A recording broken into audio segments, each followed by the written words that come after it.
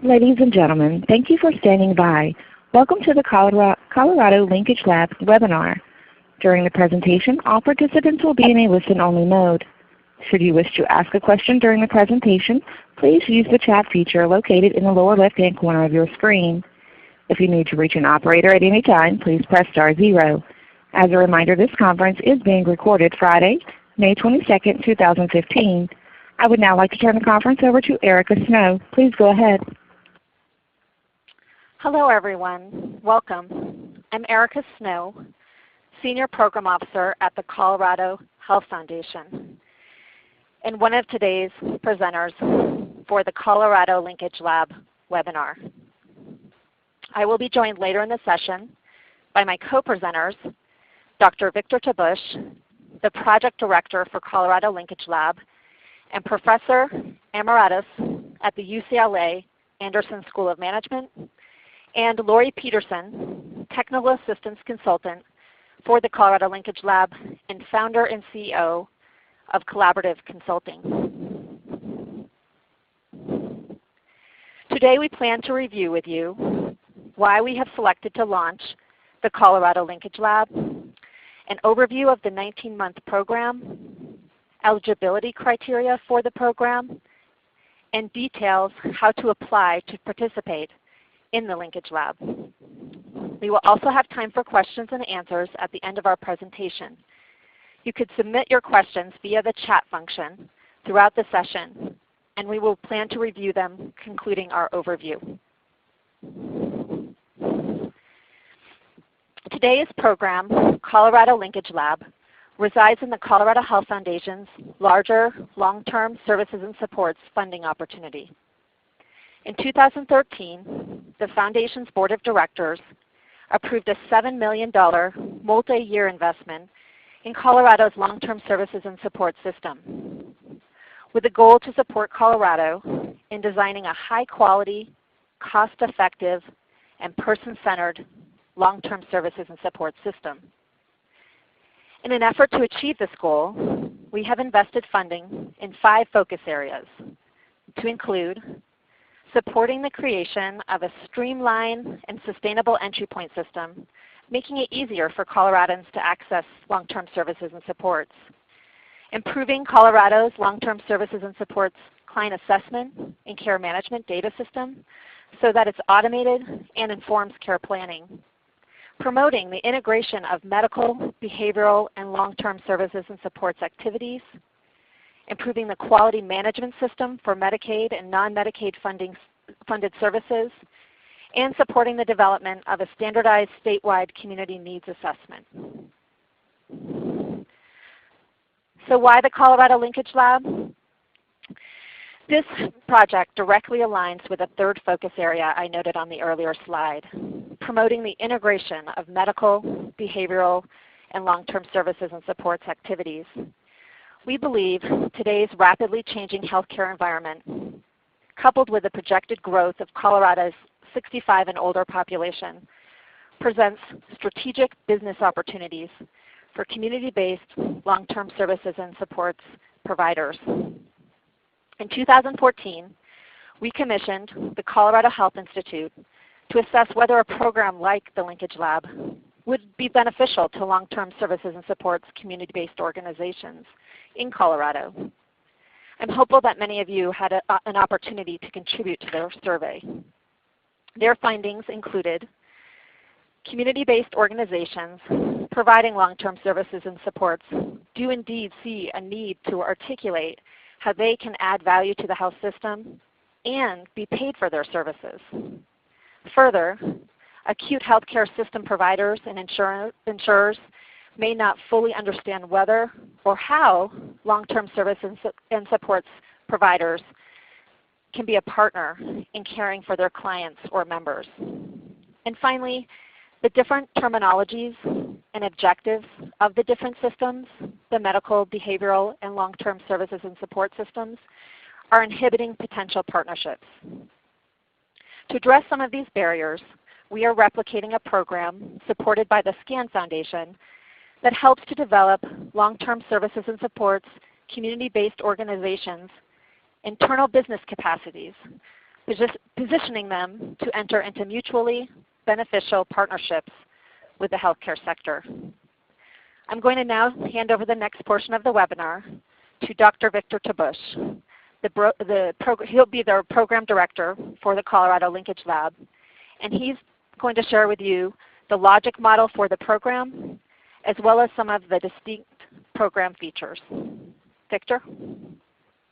Thank you, Erica, and good morning, everyone, and thank you all for attending this webinar.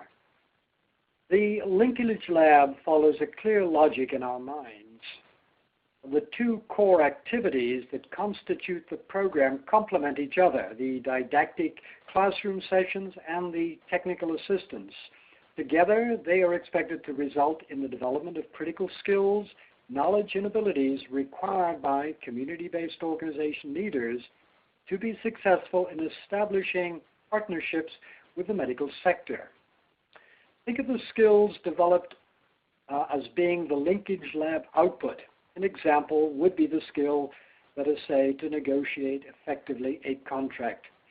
Resulting from skill development will be the attainment of certain competencies that will be required for such partnerships. The task competencies could be considered the short-term outcomes. An example would be the competence to negotiate a memorandum of understanding with a medical partner. This short-term outcome in turn logically leads to the intermediate-term outcome or outcomes, those being the successful completion of those tasks. Here, in this example, it would be the completed MOU. Finally, the intermediate-term outcome, those business tasks that have been completed, will lead to the impact we seek, that being the attainment of successful and sustainable medical sector partnerships, an integrated system of care, and your sustainability as a community-based organization. The Linkage Lab will possess certain features that are distinct and that will add considerable value.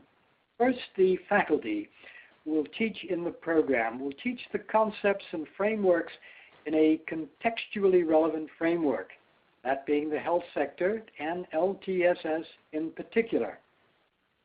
Second, you will have continued access, which you can share with your colleagues, to a suite of newly created interactive primers on key topics, these being how to make a business case, how to price your services, how to project plan, and how to market and brand your organization. All these courses are set in the CBO LTSS context. Third, the faculty will all have experience in addressing audiences of practitioners and will be chosen for their domain knowledge and their ability to engage adult learners effectively. Fourth, you will receive expert technical assistance to enable you to implement many of the concepts and models introduced in these didactic sessions. More on this technical assistance in just a couple of minutes. Fifth, the curriculum has been customized to be relevant to the specific needs of this audience and is based on identified competencies which are deemed crucial for success in achieving successful partnerships. Sixth, you will be assisted throughout the Linkage Lab in the conception, design, implementation, and then evaluation of the Community Health Integration Project, or the acronym CHIP. This project will build the engine to drive you to the achievement of these partnerships. I will speak more about that momentarily. Competency domains. Word on the competencies that I have mentioned that are critical for the development of the contracts, which all of you, I'm sure, would like to achieve. These competencies fall into three broad categories, which will be built in the program. Transformation, meaning visioning, planning, and stimulating a change process to capitalize on new partnership models to deliver long-term services and supports. Execution, meaning the translation of that vision and that strategy and those plans into optimal organizational performance. And people, meaning creating a culture, an energizing environment to communicate the vision and strategy and to motivate individuals to successfully execute it. In this slide, you can see the various topics that will be taught in the program and where they fall within each of these three domains. You will study under transformation, the changes in the external environment to which you must adapt, how to make a business case for the kinds of services that you provide, how to plan systematically for projects, how to improve board governance, how to be creative and solve problems, and how to form partnerships and collaborations. Within the execution domain, the following topics will be covered. How to assess your costs, how to price your services, how to conduct monitoring and evaluation, how to analyze your financial statements, how to market and brand your organization, how to choose and implement and maintain an information system. The third domain is the soft skills domain, with self-awareness and leadership change, change management, organization development, and negotiating skills will be covered. Why should you consider the Linkage Lab? Why should you consider applying? Well, we believe the benefits are many and they are substantial.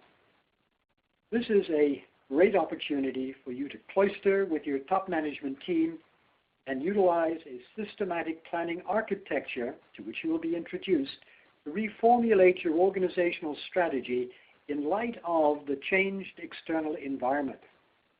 You will be guided on how to develop specific strategies for identifying, negotiating, and contracting with partners in the medical sector. And you'll develop or enhance already existing management and leadership skills to enable the successful execution of those strategies. There are expectations that we place on those organizations and the representatives from them that attend the program. I'd like to mention what our expectations are of the participating teams. First of all, this is a program for organizations where the entire top management team participates. The executive director has to be one of those individuals. And all 4 residential seminars must be attended. Now, in addition, we expect participation in the 2 scheduled webinars that will take place during the intersessions. There will also be scheduled group calls, 1 per intersession, to each of the organizations in the program. And this is a call that I will be sending an agenda for. There will be periodic intersession assignments to be completed, and these will all relate. Any assignment that is made will be highly relevant to the work that you're doing in order to achieve those partnerships, which is the impact of the program that we are seeking. We'll ask you to provide periodic progress reports and to complete various surveys. And again, more on this in just a couple of minutes, to host site visits from the technical assistant team. One other obligation of participating in the program is that you will conceive, design, implement, track, and evaluate what we call the CHIP, that is your organization's Community Health Integration Project. This is the practicum. This is the tangible output for you that will allow you to be successful in achieving your strategic goals. The CHIP is a comprehensive project undertaken by each organization designed to foster that integration of your services within the health sector. But it really is a comprehensive project consisting of multiple sub-projects.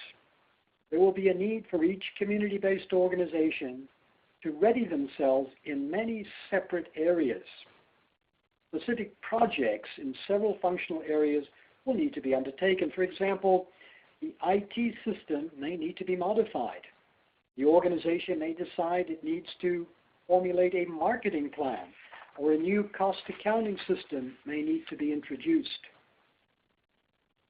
The program, via the didactic and technical assistant components, provides the tools to enable these mini projects to be completed.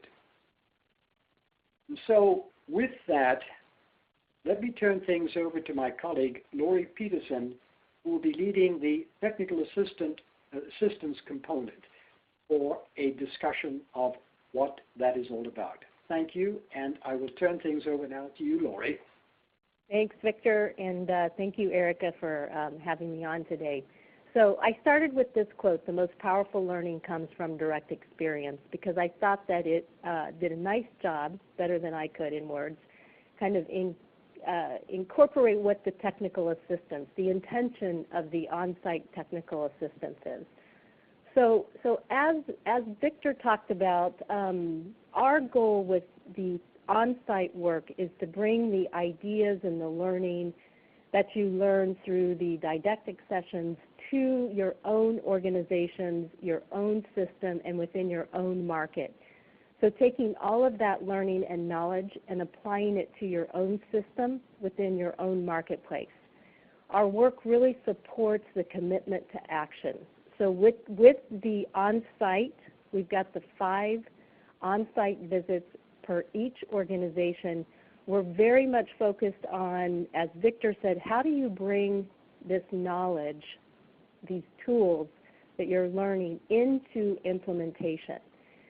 And the other thing I'll note here, and I'm sorry I can't remember what the actual proverbial saying is right now off the top of my head, but the philosophy is that we're not consultants that come in and do the market research for you or do the financial modeling. Our goal is to support, teach, coach, and provide some hands-on assistance in helping you learn to be able to do those skills, so you have them in your toolbox for the long haul, not just a short term, have the consultants come in and do it for you. So again, as I mentioned, we've got the way the structure is set up for the on-site technical assistance work is five sessions per each organization. Then we also do monthly calls so we can keep the momentum and, like I said in the beginning, this commitment to action. So these monthly calls are very much geared towards how's the work progressing. As needed dialogue, and so both Victor and I are available as things come up if we need to have a kind of off-the-cuff conversation. And then also resource and information sharing. So what tends to happen is once the consultants, technical assistance consultants get to understand your organization and your objectives and goals for this program better, when we come across information that may be of value, we make sure that that gets into your hands.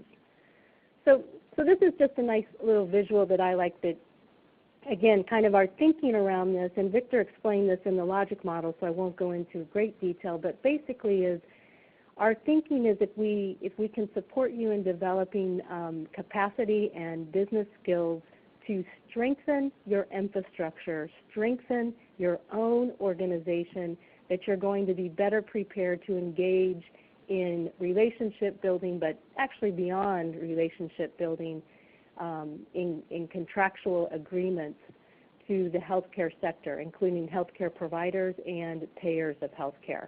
So that's kind of our in a nutshell, thinking around the technical assistance pieces. And I just wanted to throw this up because I think that this is a tool that we've utilized and it's been of great value, and it actually just it takes what Victor was talking about in kind of those core areas, and it gives us an opportunity to apply to each organization. So we look at where you are in the beginning, and then monitor throughout the 5 sessions, actually throughout the entire 19-month program. But and the categories are very similar to the slide that Victor had on around understanding your market, your competitors, understanding your cost of care delivery, what's your rate structure, what's the return on investment that you're looking to do, what types of partnerships and collaborations are needed to achieve your goals and objectives, how to develop a contract, how to negotiate a contract, how to do financial modeling, etc. And so this gives us an opportunity from the technical assistance perspective to work closely with each of you to kind of assess where are you when we start this program and where are you when we end. And there's a little bit of a ranking and rating and all that stuff. And then as Victor said in the logic model, R2, the technical assistance, our desired impact is the sustainability of your organizations, the ability to engage and enter into partnerships with healthcare providers and payers, and then ultimately enhance the integration among social and medical sectors, which we believe will ultimately deliver higher levels of care. So at this point, I'll stop and back to Erica. Great. Thank you, Lori. So many of you on the line may be asking, am I eligible to apply? So I'm going to spend a little time going over the eligibility criteria. Also, I'm going to encourage you to outreach me here at the Foundation, and I will be providing my contact information in a few slides from now if you have specific organization questions, but also encourage you to enter those questions via the chat function, because I suspect if you're asking a question about your organization, someone else on the line may have that same question. So eligible applicants include those nonprofits serving Colorado seniors and or individuals with disabilities. And some example organizations include area agencies on aging, independent living centers, home health agencies, mental and behavioral health organizations, community-centered boards, and nonprofits offering services such as person-centered planning, care and transitions management, transportation, benefits outreach and enrollment, chronic disease self-management programs, and other evidence-based programs. To be competitive, organizations will need to demonstrate both financial and operational stability. We believe this is critical to both your ability to participate fully in the 19-month program, as well as to be able to implement your learnings throughout the Linkage Lab. We are requiring full board commitment to both your organization's participation in the program, but also to creating linkages within your community. Applicants will be asked to submit a letter signed by the board outlining this commitment. Next, we also ask that organizations identify at least 3 members of senior management to participate in the program. And I know Victor mentioned this. These 3 members must be the executive director or president CEO, who will also serve as the project's director, the chief financial officer or director of finance, and the chief operating officer or director of operations or programs. We understand that these titles may be different at your organization or agency. So what is most important is that the functions of finance and operations that are represented on the team have the ability to both make decisions on behalf of the organization and to implement change. Further, and Victor noted this as well, the senior management team must commit to attend all 4 sessions, all of the technical assistance calls, and in-person meetings. Our first session will be held October 28th through the 30th in Colorado Springs. We will also be holding sessions in Grand Junction, the mountains. Please note the Aspen location noted on the slide is tentative and is likely to change. And our final event will be held in Denver. Applicants can apply for up to $50,000 to cover travel, lodging, and personnel costs. We understand that for some organizations, this may not cover all the costs you incur for participation in the program. But we are confident that the benefits of your participation will outweigh any cost your organization may incur. Also, we understand that given that some of the locations and lodging arrangements are now tentative, you will only be able to provide an estimation of the projected travel and lodging expenses. Also, please note, we will have future grant funding available to support any business infrastructure costs to a potential project, and we'll have more information for you on that perhaps at that first session in October.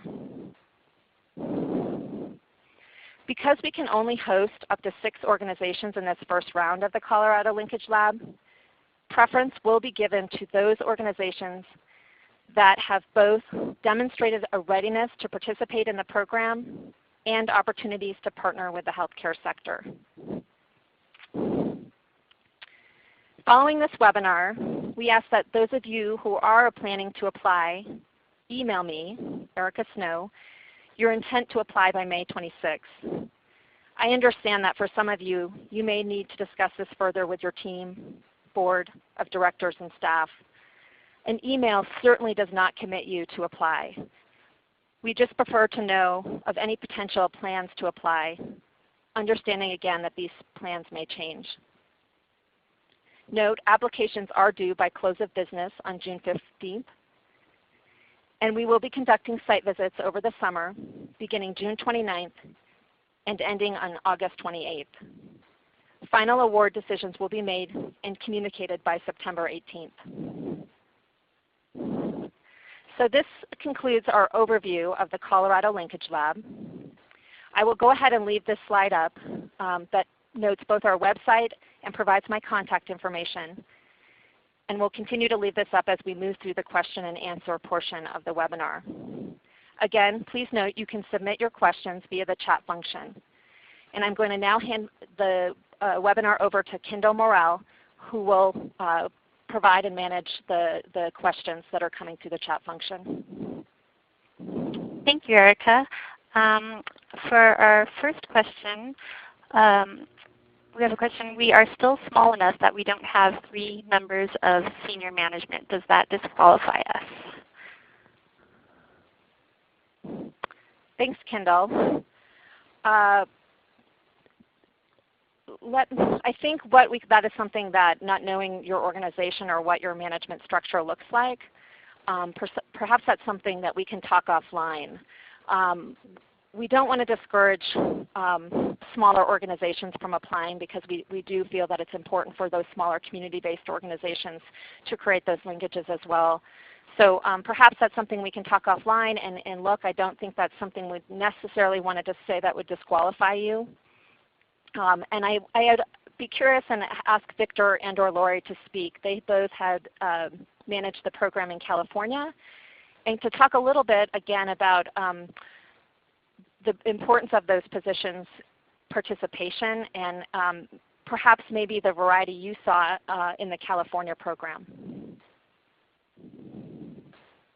Victor? Lori, do you want to respond to that? We did have in California a very small organization that had only 3 members of their management team. They only had 3 members of senior management and all attended the program. It is certainly possible. I think for every organization that applies, we'd want to look carefully at multiple dimensions of the applications to determine suitability. I don't think at this point we would exclude any possibility. We would want to take a look at the entire picture. And this is Lori, and I would agree with that. I think the key pieces Erica already mentioned is that those 3 or the small group are able to, make decisions for the organization and implement changes. And then I think with that it would also be, you've mentioned the board endorsement and participation. So I don't have anything else to add. Great, thank you. Another question kind of following on that line, is it mandatory that the executive director is the project leader?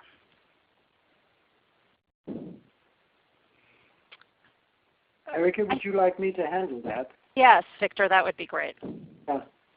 We don't have any we don't have any mandate that it has to be that way, but it just seems to be, if not mandatory, it just seems to be more natural that this transformational process that is being designed in this program would be led by the executive director or the CEO. Now, the day-to-day management of the project, meaning the reporting of progress, the preparation of presentations, responding to surveys, that one would assume would be delegated by that executive director. But I think the overall lead for the program, for the CHIP, would naturally fall on the shoulders of the executive director. And Victor and Erica, this is Lori, and I would just highly recommend and agree with what Victor said around the executive director or CEO, whatever title, taking the lead, and like Victor mentioned, the day-to-day stuff, potentially delegated. And we saw that a lot with the group in California as well. Thank you. Is there a minimum budget size for organization you are considering? No, there is not a minimum size. And I think as Victor noted, there are many elements of the application that we will review and consider. I think it's important to note, as I noted in an earlier slide, that we are looking for operational and financial stability. But again, we are not looking at a kind of a minimum size for your budget or organizational size FTE. Great. Can you please describe the health partner's required commitment to the project? And also, how can we demonstrate that we have a partnership? Victor, would you mind Yes. taking that one? Yeah, well, there's no expectation that a partnership exists at the outset of the program. Rather, that is the goal of this 19-month process to achieve that partnership. And no commitments have been made by any specific health partners to contracting with you. This is something that you have to accomplish. And we're going to give you the tools so that this is a realistic, not just possibility, but probability. We've had enormous success in California. We were able there in our initial linkage lab, our 6 participating organizations consummated, I think, over 20, maybe 26 contracts. Mm-hmm. But there were no commitments by the partners going in. But our organizations, our CBOs, convinced them that it made sense once they were able to present the business case and demonstrated that they had the business acumen to not only successfully negotiate these contracts and design these terms and services, but also to deliver them.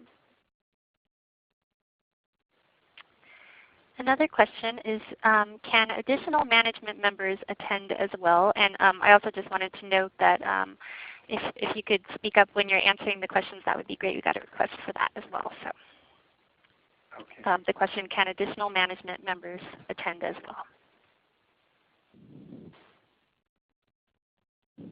Thanks, Kendall. Victor and Lori.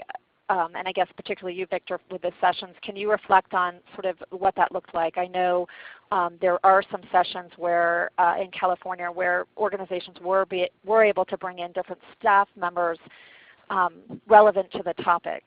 Can you speak a little bit more to that? Yes. We expect core participation. That's the participation of the 3 senior leaders in all of the seminars.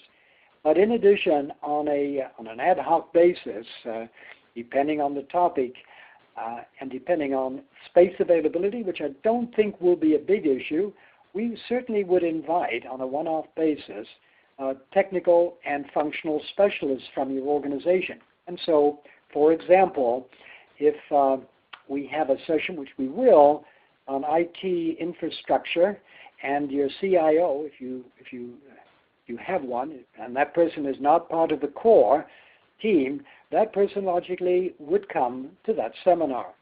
Similarly, when it comes to the finance module, and if you don't have a financial person already in the core, we would love to have that individual, because we feel that if you are going to fully utilize the tools, techniques, and frameworks that we're going to be exposing you to, the key people need to be, if they're not already there, they need to be at the table. Yep. And Victor, this is Lori, and I would say the exact same thing with the on-site technical assistance is that for sure we want the core group there, and based upon what we're working on that particular visit, invite others as needed. Great, thank you. Here's another question. Can 2 or more organizations submit a combined proposal? That's an interesting question. Victor, I'd be curious to see if there's any barriers to that. I think ideally we want to see a partnership, and so not understanding kind of the nature of the 2 organizations or the partnership, it's a little difficult to answer, but any first thoughts to that, Victor? Yes, to the extent that the 2 entities that are considering applying jointly have a plan to not only collaborate closely on the delivery of maybe a portfolio of services, but not just a collaboration, but maybe there's an intent to merge at some point.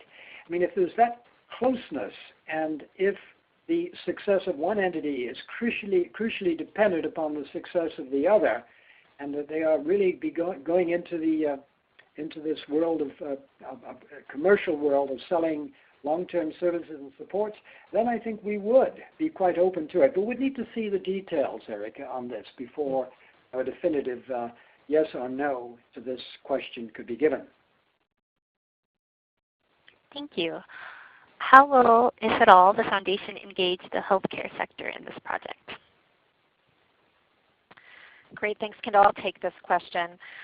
The Foundation has engaged nonprofit impact to conduct a market analysis to identify and characterize the healthcare sector's interest, criteria, and proposition for investing in relationships with the long-term services and supports community-based organizations. The findings of this report will be shared with the field and presented at the first session in October. We plan to use these findings to further engage with the healthcare sector as we move forward with the Colorado Linkage Lab. So in short, I think we see a real opportunity, and the Foundation will certainly support and help in any way with this, and supporting your relationships with the healthcare sector and identifying opportunities for you all participating. Thank you. I think this might be the last question. If you have any further questions, please do write them in the chat box.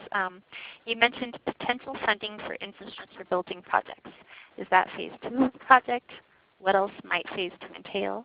And what is the required commitment for the applicant organization and the health partner?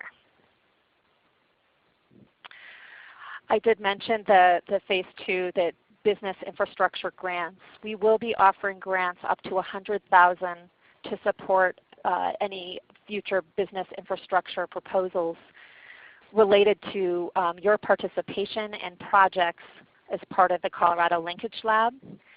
We will open those grant deadlines after your full kind of first year in the Linkage Lab. We believe you'll have to commit that first year to really identify kind of what your needs are, and hopefully we'll be further along in your project and partnerships to identify what types of supports we can provide. Victor or Lori, I think it might be helpful folks to understand, I know similar grants were available in California, and to understand what types of opportunities were funded. I know you mentioned a few, Victor, of what needs were identified, but if you could give folks an idea of what types of business infrastructure needs you anticipate folks might identify. Sure, Erica. I know some of the grants were for the development of an IT system, the acquisition of software that could be used to monitor and evaluate and report outcomes and integrate with the medical sector. Other grants were for, I think, billing systems. And then there were grants given to, and Lori, you may want to talk about this, for really on the leadership side, to develop succession planning, to develop the team dynamics, and those grants actually were not for equipment, obviously, and we're in a different category. And maybe, Lori, you want to talk about some of the, because I know you were involved in some of those other grants. Yeah, I'll give a quick, and kind of exactly what you're saying, Victor, and Erica, you made a great point in having those available after a year into the work, because it didn't become very clear for the organizations until we were that far in to understand what they really needed from an infrastructure point of view, whether that's IT and or leadership, to take their work forward. So we worked on several of those projects, one being assessment of the organization's current IT, what they had and what they needed. And then second, we did several organizational restructure at the leadership level. So what ended up happening is we got into the work and the realization appeared that, well, we want to engage, we want to do the work with the healthcare sector, but we're not sure we have, number one, the right people in the right places and the right positions, and or the right infrastructure at our leadership level to implement the work. So it's one thing to get the relationship and get the contract. It's a whole other story to implement that and actually carry it forward and carry it on. And so we did quite a bit of work on leadership and reorganization of the kind of the human resources structure. Thank you. I have more questions are popping up, and I encourage you to use the chat function if you do have more questions. Here's one. Can you please explain more about the evaluation expectations? Great. I will start with to answer and then hand it over to Victor and Lori. The foundation is contracting with a third-party evaluator. We hope to look at first whether this program is indeed, I think our overall objective of the evaluation is to understand if this program is successful in Colorado. So that will be one thing we'll be hoping to answer. But also we'll look at individual organizations and measuring any sort of built competencies. So starting with a baseline and then looking at, as you move through the didactic sessions, kind of midway and in conclusion, if indeed the content and the technical assistance allowed you to move forward with your goals, certainly in achieving partnerships, but also in building some of the competencies provided throughout the Colorado Linkage Lab. I think Victor talked about a project piece, and I don't know, Victor, I don't think it's necessarily an evaluation, but perhaps monitoring on progress, if you could speak to that. Exactly, Erica. Yeah, there's the overall program evaluation, which Erica just spoke about, for which there's an independent evaluator that's going to be doing that. And then there's the need to monitor and evaluate, and monitor progress, and then evaluate results of your chip, that bundle of projects.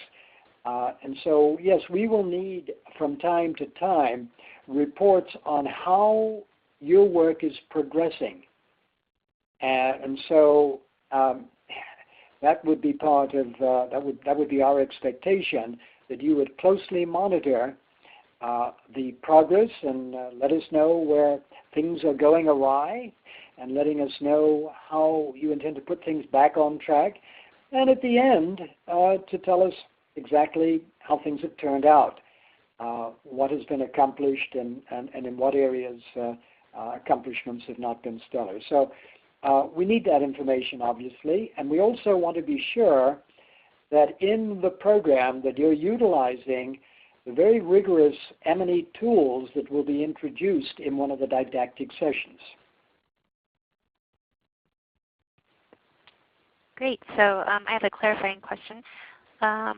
related to the support provided. So aside from the $50,000 in travel support, all employee time will be allocated from their normal salaries. For example, we would not be able to hire someone externally to specifically bring them on to cover the delegated responsibilities from the CEO. So I will start. I'm hopefully, if I did not attempt to answer, if this answer is not what you're asking, please clarify your question. But it sounds like perhaps you're indicating that the $50,000 may not be enough to cover kind of the full salary time, and coupled with the travel costs and expenses for participation during the didactic sessions over the 19 months and the TA. And I think, as I noted in the earlier slide, we realized that, but I think the benefits, we believe the benefits far outweigh the costs that incur, and I think this is where we would ask the organization to really demonstrate that this and their commitment to this, and I think that's why we are asking for full board commitment as well, because this will pull senior management away from some activities, and so really wanting organizations to be committed and show that this is a priority for their organization to participate. So Victor or Lori, I don't know if this came up in California. I imagine it did. I don't know if you have anything else to add to that response. I don't, actually. Okay. Lori, do you do? I think the only thing that I would add is that I think your message around that this has to be something that the organization wants to do, and not just, okay, this is what the foundation is supporting. It's not really a let's chase grant money kind of work. It is very, as I think Victor and Erica have both said, transformational work. So I think it's, what's the saying, skin in the game kind of thing. And so I would just, and that's kind of more just as you approach the opportunity and your desire or motivation to do this kind of work, that yes, there is a commitment in what you said, Eric, and the time, and some of that money might not cover all of that. Thank you both. Can you describe examples of successful programs in California? I'll let you, Victor, and Lori take the lead with this question. Okay. Lori, did you want me to begin? I certainly can. Yeah. Go ahead, and then I'll add in too. I've mentioned the number of contracts that were signed, but a caveat here: the signing of a contract does not mean the delivery of the service. Mm-hmm. It just means an intent to deliver the service. So some of these contracts are still have to see a revenue stream associated with them. But there have been a remarkable number of successes, and I'll just point out two, and maybe we can share with anyone who's interested the evaluation that was done, the independent evaluation of the Linkage Lab in California that was done, that highlights all of these successes. But I'll mention just a couple, and I'll ask Lori to maybe embellish on, give greater detail, and maybe add examples of her own. But an organization in Alameda County was very successful in developing a program, a respite program for high medical utilizers that cut emergency department visits from about an amazing number, about 100 per person in a year. It's hard to believe that somebody could be admitted to the ED that number of times, to about 6.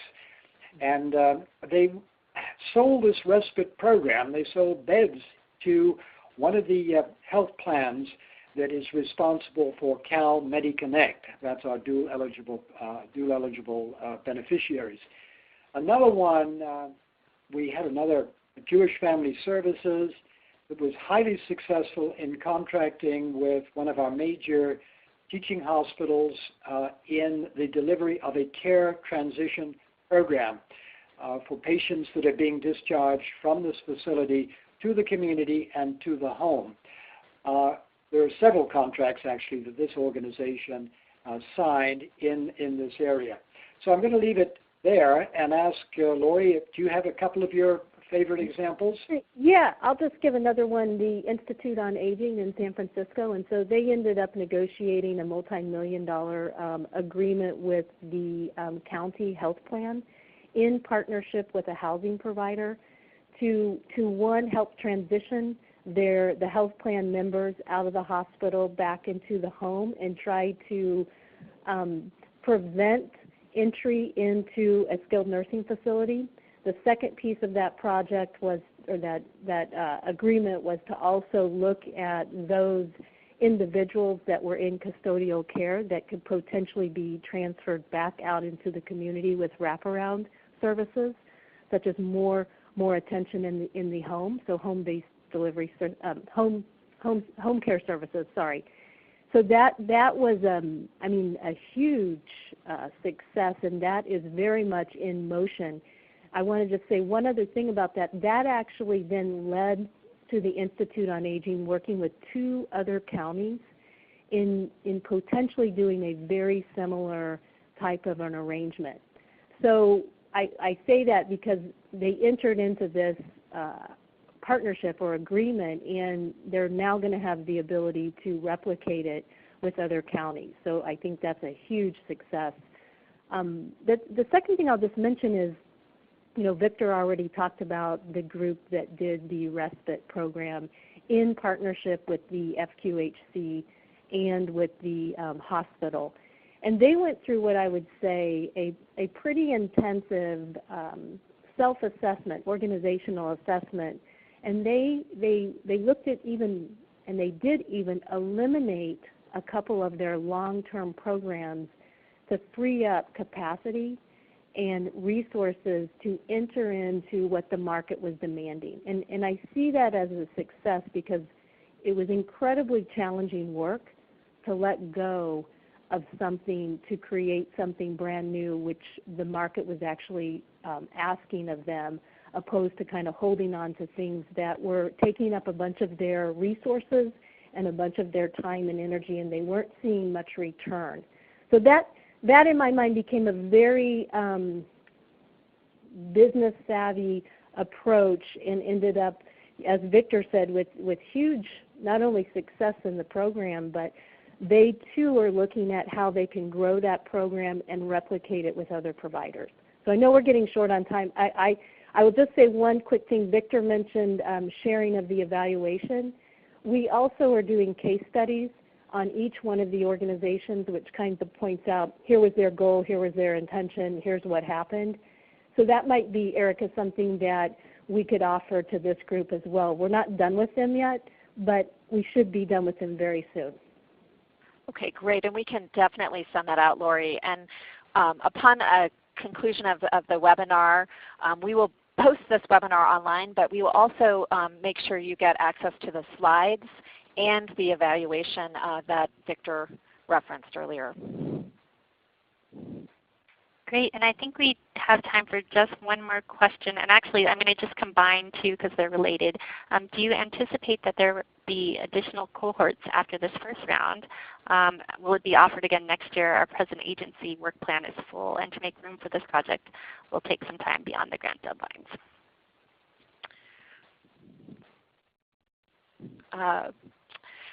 We are uncertain at this point in time whether we will offer another round of the Colorado Linkage Lab. It's dependent on a couple things, but first, most importantly, we want to learn if this is successful as it was in California here in Colorado. We understand some of the incentives in California are different here in Colorado. So we really just want to learn, and I referenced the third-party evaluator will help us understand that, is whether this is something that's really beneficial. As I noted earlier, many of you expressed via the analysis and needs assessment conducted by the Colorado Health Institute that this indeed would be helpful. So we really want to see this first round, see it in action, and then reflect and decide whether it makes sense to invest in another cohort. And I think that probably would be something that we would begin to reflect on in 2016 and perhaps launch something if indeed it is successful in 2017. Thank you. I'd like to thank all of you for your participation and thank the presenters as well. If you have any further questions about the Colorado Linkage Lab program, you can email Erica Snow. Her email address is on the screen now. And as she mentioned, we will post the recording of this webinar and the related materials to our website at www.coloradohealth.org. Thank you. Ladies and gentlemen, that does conclude the webinar call for today. We thank you for your participation and ask that you please disconnect your line.